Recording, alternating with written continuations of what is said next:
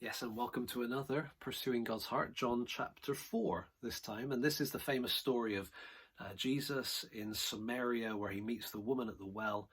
And we discover all sorts of layers of loneliness and strata of dissatisfaction in her life. And Jesus addresses all of that. He kindly and tenderly reveals to her who he is. There's a progression in the chapter where she calls him a Jew, then she calls him Sir, then she says, you must be a prophet, and then she discovers he's the Messiah, and then by the end of the story, the villagers are saying, we now have come to know that you're the Savior of the world. But the bit I want us to notice is right in the midst of it, there's a paragraph from verses 31 down to 38 that you can skip over. In fact, I preached this last weekend and I didn't mention it at all because it didn't really fit with the message. I was focused more on the woman.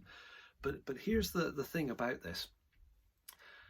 When she goes back to the village to tell everyone, I've met a man who told me everything I ever did, and then they come out to Jesus, in the bit in between, we get this paragraph from 31 to 38 where Jesus is talking to his disciples, and they're trying to get him to eat. Now, if you're reading through John, you'll notice that there's this constant refrain almost of people missing the point because they're taking things literally where Jesus means them spiritually. Okay, so Nicodemus in chapter 3 was talking about, Jesus was talking about being born from above or being born again. He thought it meant climbing back into his mother. Took it too literally. The woman at the well in John 4 thought when Jesus said living water, he meant literal kind of babbling brook or running stream, some kind of provision of water. He was talking about a spiritual spring of the Spirit within. And here the disciples come and say to Jesus, you've got to eat. And he says, I've got food.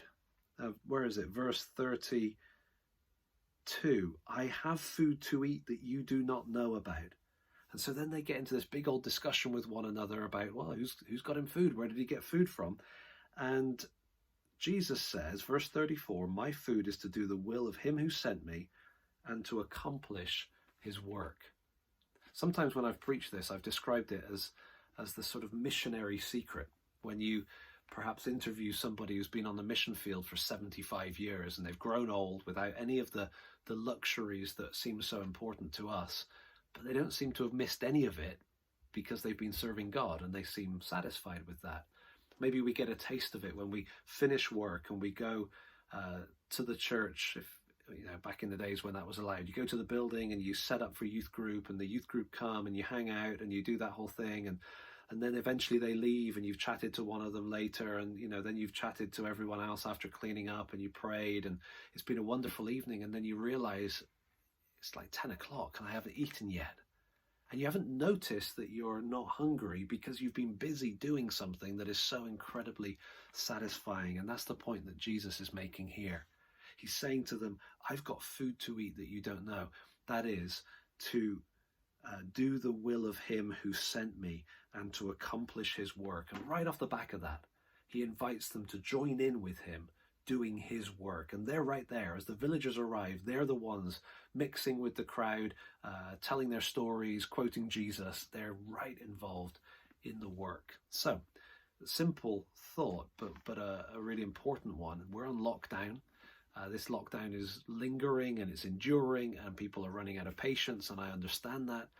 One of the things we need to recognize is that the most satisfying thing for us is not binge watching TV shows, it's not having our freedom back. That the real thing that satisfies is getting on board with what God is doing, joining in with Jesus in his mission to care for people like the woman at the well.